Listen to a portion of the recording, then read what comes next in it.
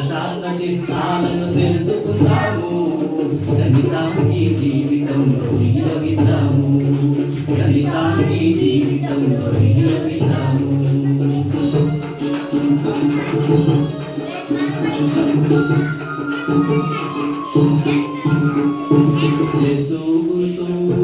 కూడికకు చిహ్నం మైనస్ గుర్తు తీసివేతకు చిహ్నం. కూడికకు మరో పేరు సంకలనం అంటారు. తీసివేతకు పేరు వ్యవకలనం అంటారు. గణిత శాస్త్ర చిహ్నాలను తెలుసుకుందాము. గణితాన్ని జీవితంలో వినియోగిద్దాము. గణితాన్ని జీవితంలో వినియోగిద్దాము.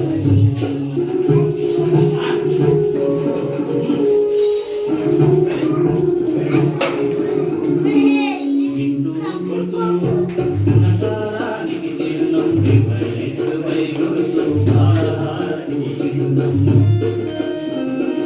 ఆవర్తన సంకలనం గుణకారం అవుతుంది. ఆవర్తన వ్యవకలనం ఆహారం అవుతుంది. గణిత శాస్త్ర చిహ్నాలను తెలుసుకుందాము.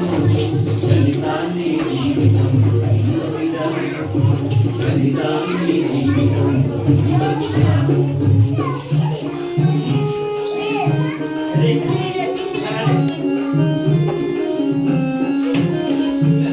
ఈక్వల్ టు గుర్తు సమానానికి చిహ్నం. నాట్ ఈక్వల్ టు గుర్తు అసమానానికి చిహ్నం.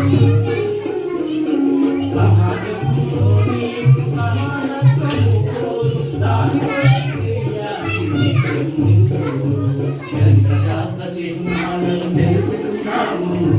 గణితాన్ని జీవితంలో వినియోగిద్దాము.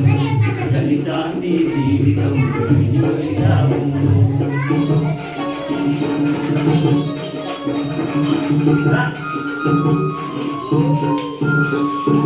జదేను గుర్తు దానికంటే ఎక్కువ. జదేను గుర్తు దానికంటే తక్కువ.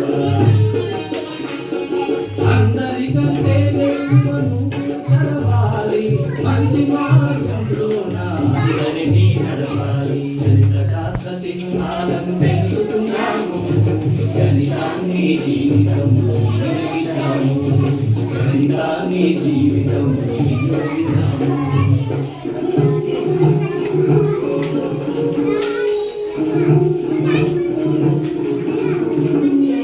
యాంగిల్ గుర్తు కోణములకు చిహ్నం. పర్పెండిక్యులర్ గుర్తు లంబములకు చిహ్నం. 90% కోణం లంబకోణం అవుతుంది. అంతరం ఎక్కువ కోణం అవుతుంది. గణిత శాస్త్ర